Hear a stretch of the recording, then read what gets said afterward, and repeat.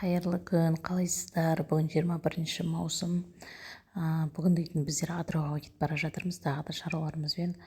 Мынау өткенде жолдың жасаған жері, екі ортасын жалаған жер, мына жан-жағындағы суды көріп тұрғандарыңыздай осындай әлі су дейтін білмеймін, мына су неге кетпей жатыр, неге жерге сіңбей жатыр деп ойлап кетіп бара жатырмын. Мына жер дейтін бұрын біздер Алтын Құлсарыға барған кезде қырдың жолымен кеттік. Сол кезде қырдың жолын көрсеңіздер кеуіп жатыр, кеуіп кәдімгі дейтін өрт тұтанса, спичка тұтатса кәдімгідей өртеніп кететіндей жағдайда жатыр. Мен ойлаймын, мына суды неге сол жырып, неге сол жаққа қарай жібермейді екен деп.